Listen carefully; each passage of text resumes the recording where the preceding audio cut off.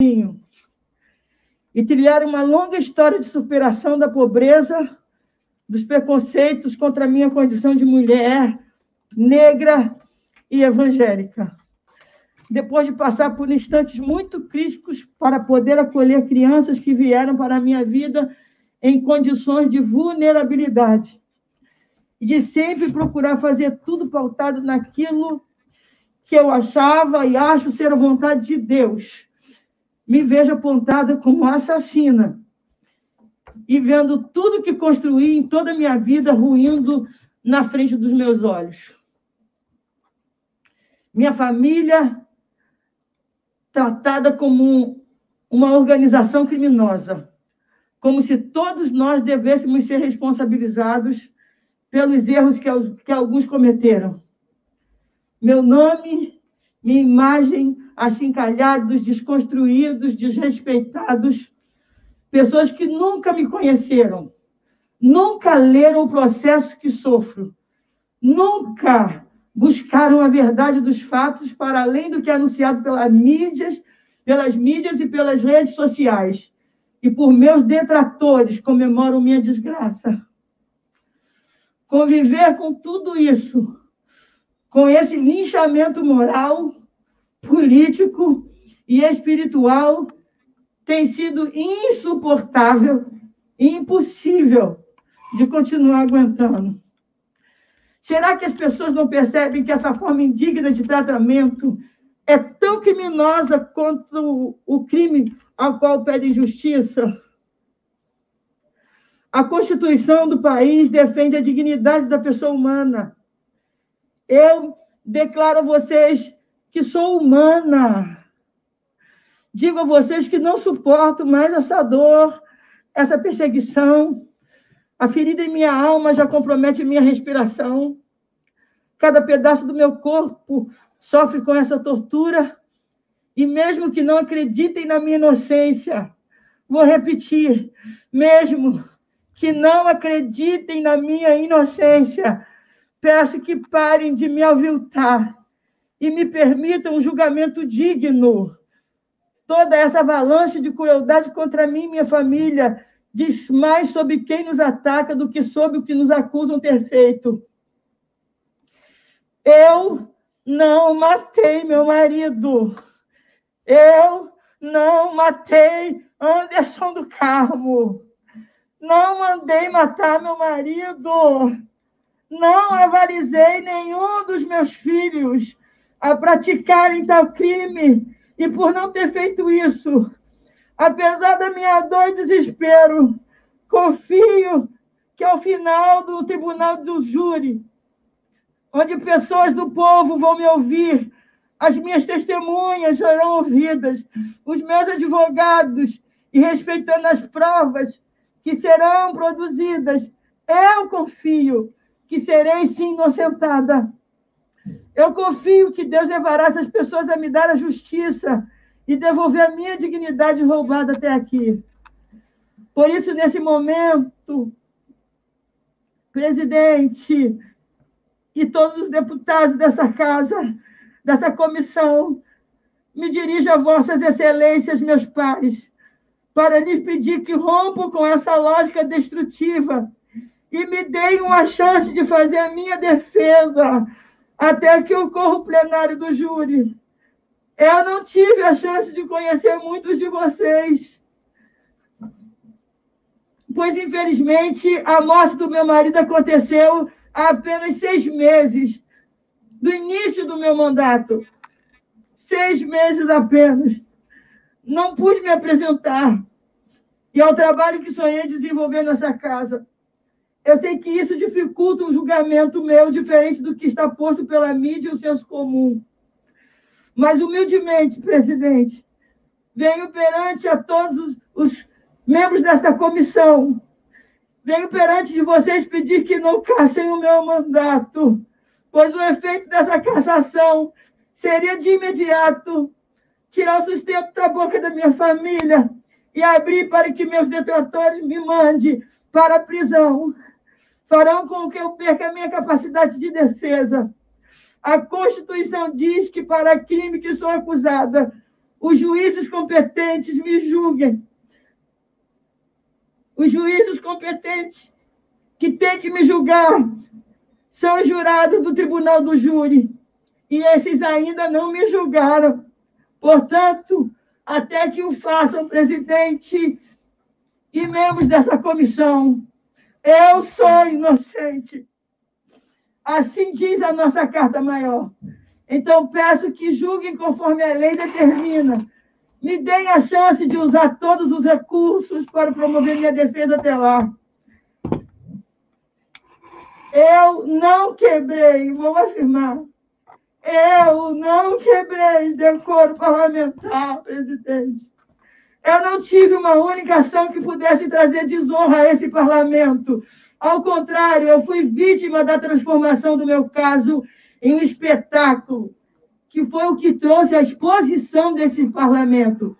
Todos vocês sabem como desconstruir políticos da Ibope, como desconstruir político vem de jornais e anúncios em horários nobres na TV. Todos sabem da voracidade cruel das redes sociais sobre os escolhidos para o Cristo da vez. A diferença de Flor de Lis para cada um de vocês aqui hoje é a atenção da mídia. Entendo como é difícil, vou repetir, eu entendo como é difícil enfrentarem com autonomia e independência. Como é mais fácil me condenar, caçar e se livrar desse problema. Mas lhe peço que não façam isso. Se compadeçam do meu sofrimento e o sofrimento da minha família. Me deem a chance de continuar lutando e provar minha inocência. Eu tenho 60 anos. Se for jogada numa prisão, se esse parlamento não me permitir paridade de arma com aqueles que me acusam, estarão de verdade me condenando a uma prisão perpétua e a terminar meus dias dentro de uma masmorra. Tenho certeza que essa imagem da Flor de Lis assassina dada a vocês é falsa. E essa inocência vai prevalecer. Deus fará justiça. Eu espero que a dor de uma condenação injusta nesta casa não esteja na mão de nenhum dos senhores e de nenhuma das senhoras. Não se permitam antecipar uma condenação por minhas posições políticas. Não cometam novamente erros como esse. Não sei se lhe disse tudo o que queria dizer. Se disse tudo, presidente, que eu precisava dizer. Se disse tudo que vocês queriam ouvir. Mas, com certeza, lhe falei da minha verdade e do meu mais puro e verdadeiro sentimento e fragilidade que estou vivendo.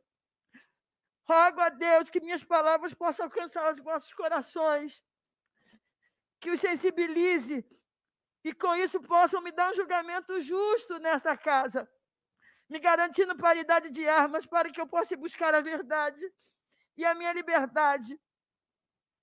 Vou repetir, tenho 60 anos.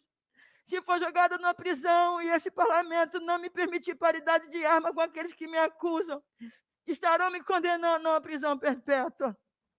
Tudo que me resta é confiar na orientação de Deus para vosso julgamento e buscar nele forças e confiar na justiça que somente vocês podem me dar nesse momento.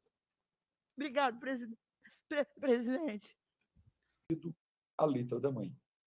Além da denúncia, além da decisão do Tribunal de Justiça, dizendo que ela deveria ter o seu mandato suspenso e só não determinou que fosse cassado, esclareço a advogada, porque ele, Tribunal de Justiça, não pode cassar o mandato da deputada, tão somente os seus pares, que somos nós. Ele determinou, o Tribunal de Justiça, numa decisão unânime, que fosse suspenso o mandato dela por comprovada interveniência dela no contexto probatório, tentando mudar o rumo das investigações. A nobre advogada disse, é uma pessoa pela qual passei a ter grande respeito durante a defesa, porque a exerceu em sua plenitude, assim também como advogado. Ela, quando diz, Vossas Excelências estão abrindo um precedente, Vossas Excelências podem estar sendo julgados no dia de amanhã. Eu esclareço que eu não tenho nenhum receio dos atos que praticarei no futuro e nem da minha história do passado. Não tenho receio algum. E estou buscando analisar este caso como alguém que se preocupa com a imagem da Câmara, o proceder da deputada feriu a imagem da Câmara, e eu diria que de forma inquestionável. Esse é o meu sentimento. Eu tenho, portanto, a firme convicção de que o conjunto probatório reunido nos autos está, sim, apto a lastrear a prática de irregularidades graves, ético-políticas, no desempenho do mandato da deputada Flor de Lis, que afetam de forma irreparável a dignidade da representação popular. Conduta essa, senhor presidente, senhor relator, que cabe, no caso concreto, a perda do mandato. É como encaminharei o meu voto no momento em que for aberta a votação deste Conselho de Ética. Agradeço, senhor presidente, pela concessão do tempo e pela oportunidade de podermos discutir a matéria. Agradeço a Vossa Excelência. Concedo a palavra ao deputado Júlio Delgado, por até 10 minutos. Senhor presidente, senhor relator, deputado Alexandre, senhora deputada representada, nesse caso aqui, deputada Flor de Lis, prezada doutora Janira, advogada aqui do caso, a deputada, senhoras e senhores deputados, colegas que estão aqui presencial e virtualmente, de forma remota, nessa sessão do Conselho de Ética.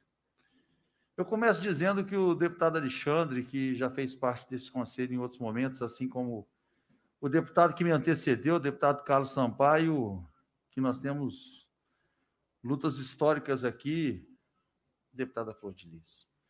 Não para os nossos mandatos, isso não é positivo, isso não é bom para os nossos mandatos. É para a imagem do parlamento. Algumas vezes nós tivemos que tomar atitudes aqui. Eu estreiei nesse conselho. Pergunto à senhora, por exemplo, se aquele goleiro que também sumiu com a Elisa Samúdio, se ele fosse parlamentar, também não encontraram nenhuma parte de Elisa Samúdio até hoje. E ele foi condenado, mas isso na justiça. Se ele fosse parlamentar, ele também, de certa forma, deporia contra a imagem da ética do parlamento brasileiro. Essa é uma questão que a gente está discutindo aqui. Nós não estamos discutindo, a senhora vai responder e está respondendo na justiça as ações afetas à possibilidade ao crime cometido, ao fato do homicídio do seu ex-marido. A questão aqui é nós estarmos colocando a imagem do parlamento. Como é que fica as pessoas perguntando nessa realidade e da forma que foi testemunhada, volta aqui ao testemunho do deputado Carlos Sampaio, que está com a gente nesse tempo todo, sabendo dos fundamentos que a gente aqui luta muito para poder impor ao tão desgastado parlamento que tem, com o senhor Fernando e com outros deputados, as questões de ética e decoro parlamentar de ofensas que são proferidas aqui. Você imagina esse Conselho de Ética, né, deputado Alexandre, que está com desses casos, com 20 deputados que são acusados para suspensão, para advertência, por causa dessa briga, dessa polarização que a gente, infelizmente, viu se instalar no país nos últimos anos. Eu digo que nós estamos corroborados com um fato, prova testemunhal que foi levantada pelo relator. Eu li o voto do relator, assim como parte que ele levantou do inquérito que foram oferecidos na denúncia do Ministério Público contra Vossa Excelência. E ele alerto. Hoje eu vi uma reportagem que a senhora falou que ia pegar um grande perito do Discovery, um perito, um advogado criminalista que iria fazer a busca desses crimes, que já fez 2 e ele acompanha tudo.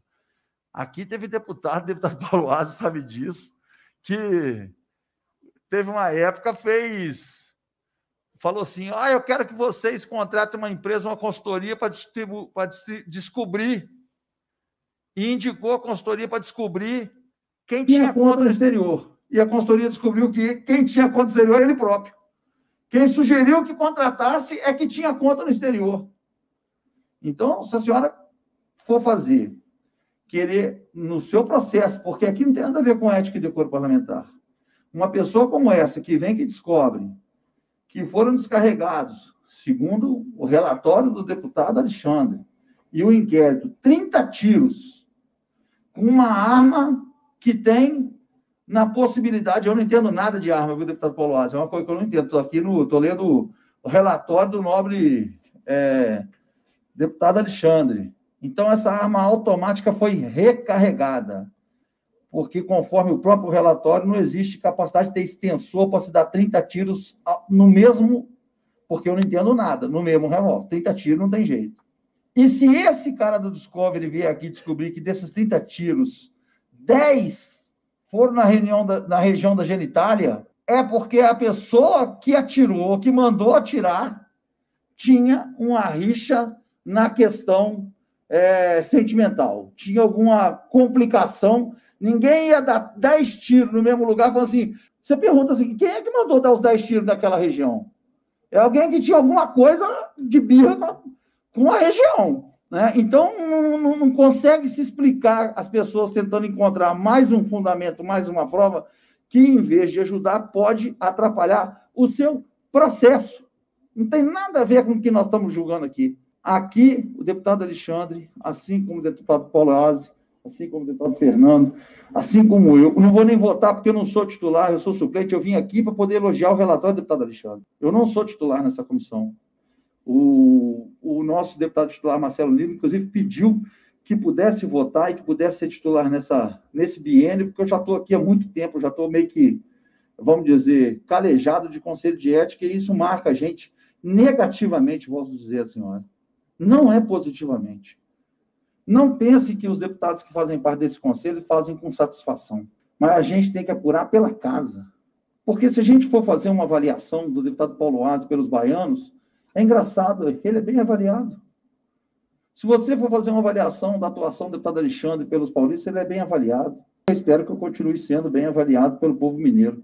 Mas quando você vai fazer uma pesquisa da imagem do parlamento no coletivo, o mesmo baiano que elogia bem o Paulo, o mesmo paulista que elogia bem o Alexandre, o mesmo mineiro que pode me elogiar bem, esse mesmo julga mal nós na forma coletiva. Por quê? Talvez pelas nossas posturas, pelo nosso corporativismo, pela nossa atuação. Não é isso que pode regrar. A imagem do parlamento se faz pelas posturas que as pessoas que aqui estão, porque nós somos compostos de homens e mulheres que se espera que possam estar querendo bem e fazendo bem para o povo brasileiro de quem representamos, e que é o nosso dever. Então, dessa é a forma que a gente costuma atuar. Eu, infelizmente, para a senhora, digo isso, o relatório do deputado Alexandre Leite foi perfeito, irretocável, profundo, contundente. E sei que ele não fez com satisfação. Sei que ele fez com parte do coração doído, mas tinha que fazer não pelo seu mandato, mas pela casa e o poder que ele representa. Nós somos o último poder do legislativo brasileiro, passando pelas câmaras municipais, pelas assembleias legislativas. A Câmara Federal. E, em nome dessa Câmara Federal, é que o deputado Alexandre teve que proferir um relatório profundo, um relatório sem retoques e sem melindres, como muito foi bem dito pelo representante nesta casa do Ministério Público que me antecedeu, deputado Carlos Sampaio. É isso que eu quero dizer, agradecer o presidente nessa discussão, e sendo também, da mesma forma, como disse o meu colega Carlos Sampaio, se aqui tivesse como, na hora do encaminhamento, meu voto, assim como sei que o fará o nosso representante da nossa bancada, do nosso partido, do PSB, deputado Marcelo Nilo, no sentido de acompanhar até 10 minutos. Aí foi o deputado Júlio Delgado, do PSB de Minas Gerais, suplente de Ivan Valente. Pela oportunidade de estar falando aqui nesse momento. Quero cumprimentar a representada, deputada Flor de Lis, cumprimentar o relator, Alexandre, que fez um relatório onde trabalhou e mostrou que se aprofundou efetivamente na questão.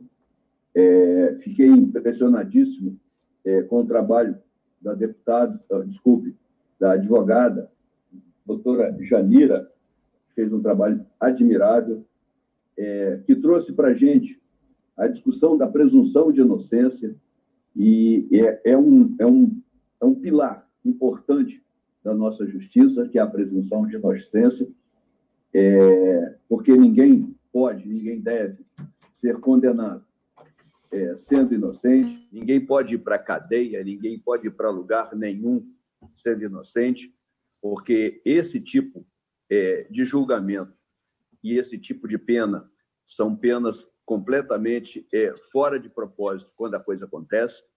Entretanto, eu quero dizer para o senhor presidente, para a senhora representada, para os meus pares aí na Câmara dos Deputados, e aqui quero pedir desculpa, presidente, por não poder estar aí presente nesse momento. Eu gostaria de ter ido presente, estar presente nesse momento, porque é um momento solene da Câmara dos Deputados, onde nós cuidamos efetivamente da imagem do Parlamento brasileiro, do Legislativo brasileiro, com a preocupação que as pessoas entendam que nós não estamos corporativistas passando pano e passando por cima de situações. Isso me trouxe e pedi para fazer esse momento de reflexão junto aos senhores, porque a deputada Flor de Lis merece todo o meu carinho, todo o meu respeito. Entretanto, o que foi colocado no relatório do deputado Alexandre é muito bom, é muito duro, é muito profundo, como me disse aí o meu amigo Júlio Delgado, companheiro deputado de muitas lutas, com quem já divergi várias vezes, até porque no Conselho de Ética, essa sendo a minha primeira vez no Conselho de Ética da Câmara, estou aí desde 2003, pelo vigor, pela intensidade que o Júlio sempre colocou. O Júlio foi o relator do processo de cassação do deputado que era ministro na época, José Disseu. Eu sempre vi o Júlio como um grande amigo, mas muito voraz e muito duro com essas questões. Sempre admirei o trabalho do Carlos Sampaio, que nos antecedeu, e, com certeza, estou pela primeira vez no Conselho de Ética exatamente porque achava que eu tinha que estar aqui num determinado momento da minha carreira política. Essa questão de estar aqui para fazer vingança, para fazer punição, não é o nosso desenho, não é o nosso querer, não é o que nós entendemos que possa ser feito. O que eu gostaria de estar fazendo aqui hoje era dizer para todas as pessoas que nada disso passou de um grande equívoco. Entretanto, as provas acumuladas no voto do relator, deputado Alexandre, não deixam dúvidas nenhuma que houve tentativa, sim, de obstruir a justiça, de obstruir a investigação, e isso não tem remédio. Eu hoje, com muito pesar, coloco aqui muito claramente que, nesse momento, não tem outra situação. Nós temos que apoiar o voto do relator, gostando ou não do voto do relator. E digo para o senhor, com muita sinceridade, presidente, que eu não gosto de punir, eu não gosto de vingar, eu não gosto de bater, eu gosto de conquistar, eu gosto de seduzir, eu gosto de ser amigo, e gosto de fazer as coisas funcionarem da melhor maneira e com empatia. E é por isso que eu me coloco na posição da deputada Flor de Lis, que fez uma defesa emocional, emocionante da sua posição. Mas, infelizmente, deputada Flor de Lis, advogada Janira, né, brilhante no seu trabalho, eu posso dizer para as senhoras que, nesse momento, não há o que se confundir julgamento técnico com julgamento político. E, com certeza, a nobre deputada Flor de Lis está inclusa no segundo momento. Ela está sendo julgada na política e houve, sim, com certeza, quebra do decoro parlamentar. Por isso, eu, com certeza, apoiarei, na hora do voto, o voto no relatório do Alexandre. Um grande abraço. Agradeço a Vossa Excelência. Considerando não haver mais parlamentar inscrito que queira fazer uso da palavra, declaro encerrada a discussão da matéria. Passo a palavra ao nobre relator, deputado Alexandre Leite, para suas considerações, pelo prazo de até 10 minutos, se assim o desejar. Muito obrigado, presidente. Agradeço ao deputado Carlos Sampaio, Júlio Delgado, Mário Henninger, toda a deferência ao relatório. Apenas tecer alguns comentários referente a essa relatoria. Em primeiro lugar, sou parlamentar eleito, claro, com votos de todo o estado de São Paulo, mas principalmente na Zona Sul, com trabalho social. Não faz parte da minha plataforma política chegar ao Congresso e ser um inquisitor de Deputados. Após 10 anos de atuação legislativa, é uma missão que o partido nos entrega, é uma missão que o mandato nos traz com o tempo e com a responsabilidade devida. Esse processo me tomou tempo do mandato parlamentar, da minha atuação legislativa, tempo esse necessário para se dedicar à seriedade do caso. E não só esse, outros que eu relato, tristemente, neste Conselho de Ética e Decoro Parlamentar. Mas a resposta à sociedade não pode ser de um parlamento corporativista. Como eu já disse antes, faço questão de frisar, esse Conselho não pode passar a sensação de impunidade. É a única bala de prata contra o manto da imunidade parlamentar. E frente a uma injustiça, nós temos que dar a resposta necessária, deputada Flor de Lis. E tudo o que eu fiz e coloquei nesse relatório foi com base no que eu li nos autos, com base no que eu ouvi e colhi nos depoimentos realizados aqui nessa comissão.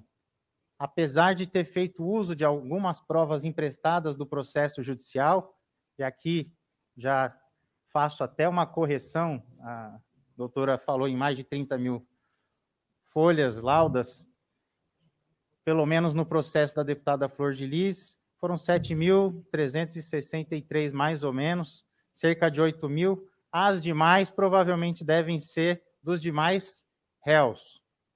No processo da deputada Flor de Lis, cerca de 30% foi de uma correção de curso que a juíza Neares fez, pedindo que se desse o processo em âmbito policial de forma eletrônica. Então, metade, 30% mais ou menos dessas folhas foram escaneadas e passadas ao processo eletrônico.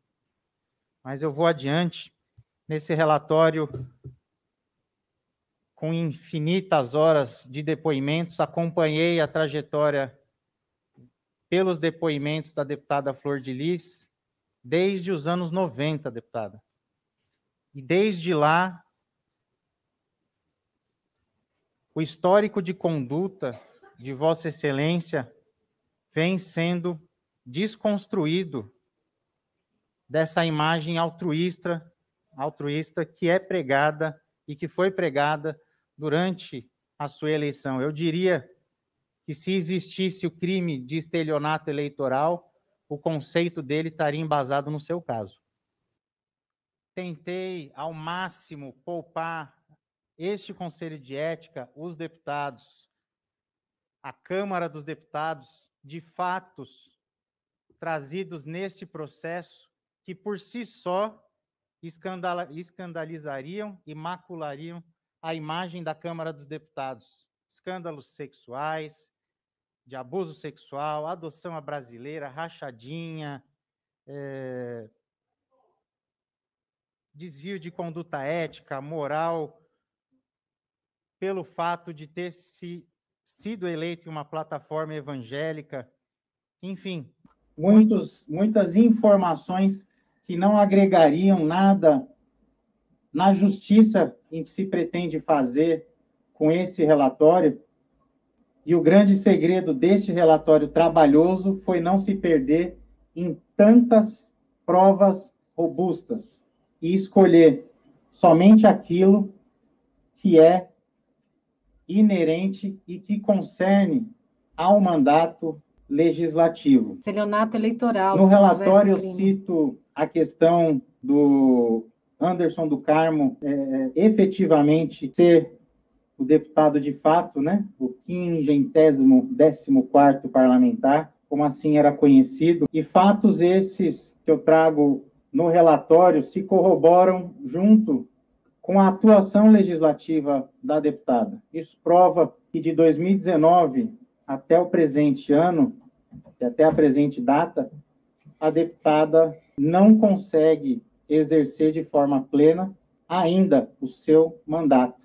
À época, em razão do Anderson exercer o mandato, e agora, em razão de estar se utilizando do mandato não só para permanentemente se defender, mas também pelo uso do mandato, obstruir a justiça, coagir testemunhas, dentre outros apontadas nesse relatório. Apenas para efeitos de conhecimento, no ano de 2019, a data da posse nossa, até 2020, quando Anderson do Carmo ainda era vivo e exercia de fato o mandato parlamentar da deputada Flor de Lis, proposições da autoria da deputada foram 129, sendo 6 relatadas. No ano de 2020, foram 15 proposições. Uma queda drástica e 0 relatados. No ano de 2021, 1. E proposição, deputados, não significa projeto de lei.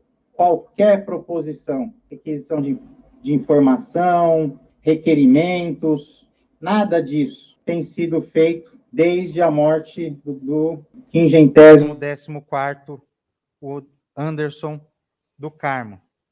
Isso mostra que a motivação, a briga de poder que levou a morte do Anderson, que nos trouxe a esse momento, foi sim motivada pela busca plena do exercício do mandato parlamentar. Então, somado todo esse contexto narrado no relatório e narrado neste momento, eu não tenho como não dizer que a representatividade do povo do Rio de Janeiro está em xeque, que nesse momento uma parlamentar não tem e não está exercendo plenamente o seu mandato da forma como deveria.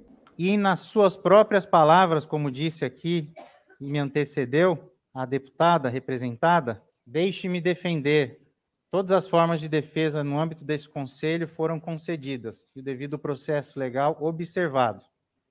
A todo instante, a única defesa apresentada e que eu coloquei em conflito e dei oportunidade de Vossa Excelência e dos advogados esclarecerem as questões trazidas e conflitantes, não foram explicadas.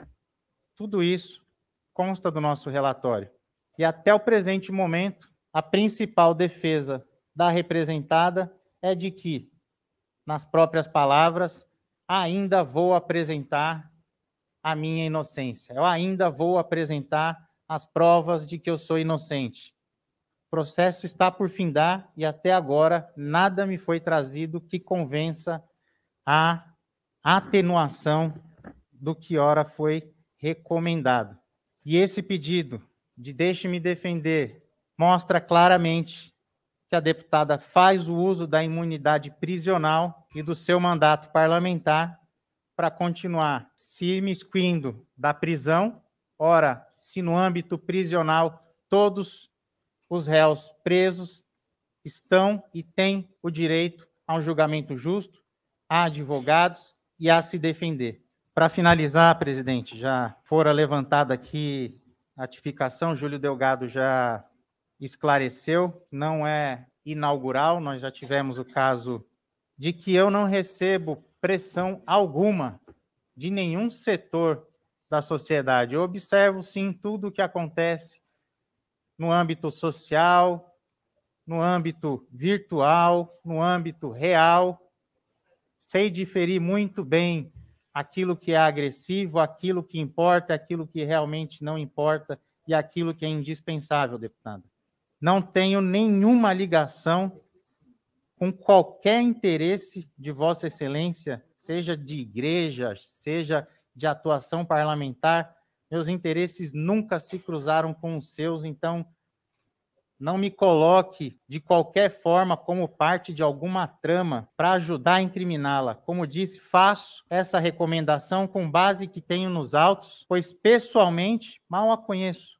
Passei a conhecer através dos depoimentos e das laudas lidas durante o processo. Eu finalizo minha fala por aqui, agradecendo a todos e a todas por todo este período a mim concedida, essa relatoria a mim confiada. Muito obrigado, presidente.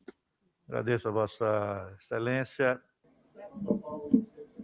Nesse momento, declaro o início da votação nominal do parecer do deputado Alexandre Leite, pelo sistema Infoleg, aprovado se obtiver a maioria simples, presente a maioria absoluta dos membros do Conselho. Quem concordar com o parecer do relator, que recomenda a perda do mandato da deputada Flor de Lis, votar sim. Quem discordar do parecer do relator, votar não. Está aberto o painel para votação do parecer do deputado Alexandre Leite.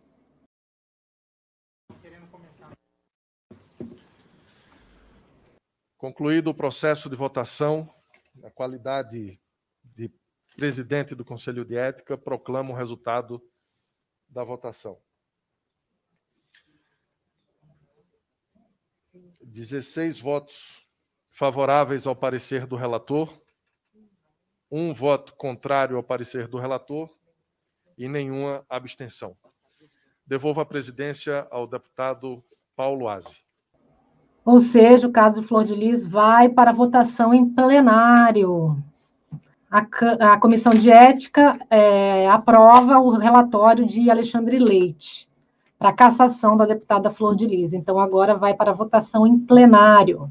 Declaro aprovado o parecer do relator, deputado Alexandre Leite, que recomenda a perda do mandato da deputada Flor de Lis, apresentada no processo referente à representação número 2 de 2021 da mesa diretora. Intimo e notifico a deputada Flor de Lis e seus advogados, doutora Janira da Rocha, da decisão deste colegiado. Informo que, a partir da publicação da decisão deste colegiado no Diário da Câmara dos Deputados, será aberto o prazo de 5 dias úteis para que a representada recorra à Comissão de Constituição e Justiça, conforme artigo 14, parágrafo 4, inciso 7 do Conselho de Ética e Decoro Parlamentar, se assim desejar. Agradeço a presença dos senhores parlamentares e dos demais presentes. Está encerrada a presente reunião.